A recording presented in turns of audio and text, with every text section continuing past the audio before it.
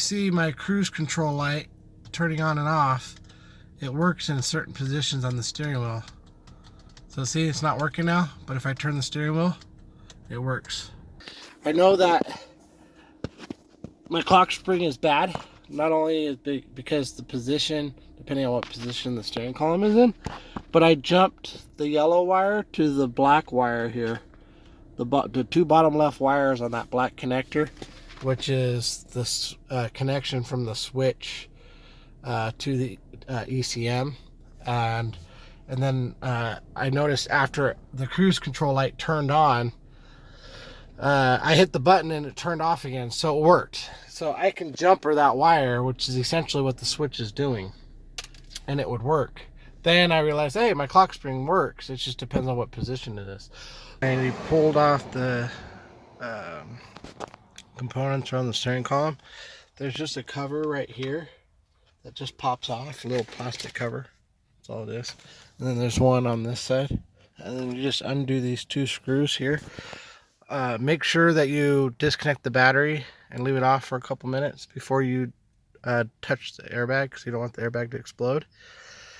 So all this switch is two screws right here, slides out right here. I had a pinch in my harness here, which I opened it up to verify that it wasn't pinched anymore, and I still had continuity between this connector and here. And then if you undo this connector and you check between pin 1 and pin 3, the two outside pins, then you check your ohms depending on what position the switch is in. So open should be over 10,000, infinity. If you push the button, it should go like you're making a solid connection. There's no resistance there, or it's 100% resistance.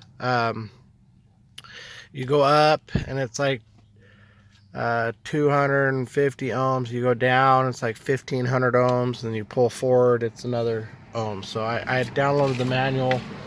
I joined Alldatadiy DIY. I've been using that for a while now. It works really good. So my switch tests good. So I pulled the switch out, I tested the switch, everything looks good. So I figure, okay, well, maybe it's my clock switch, because maybe I'm not getting connection to the PC or to the ECM.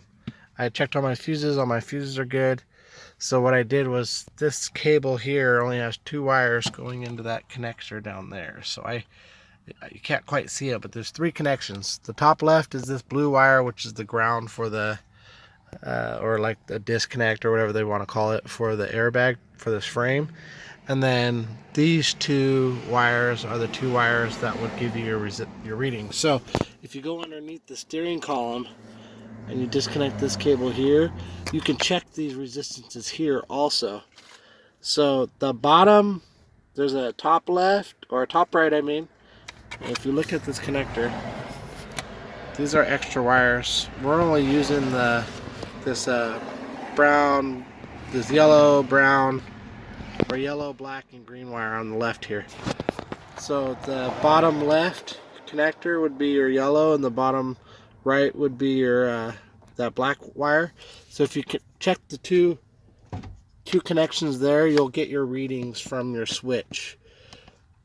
So what I did was I checked my ohm resistance from that bottom left connector up here, and I'm not getting anything. But if I check the bottom right, on this bottom right, I get resistance. So I know that works. And then this blue wire here, that one I have connection. So the top left connector has connection down here also.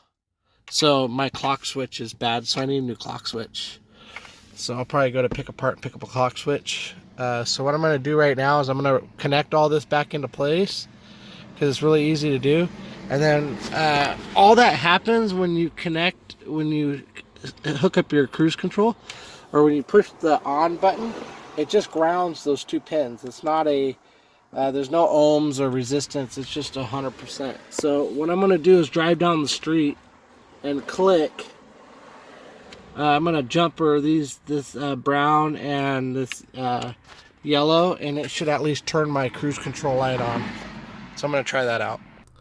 Thanks a lot, everyone. Don't forget to like, share, and subscribe. If you have any questions, leave it down in the comment section. I typically respond pretty quickly to these things. Thanks a lot.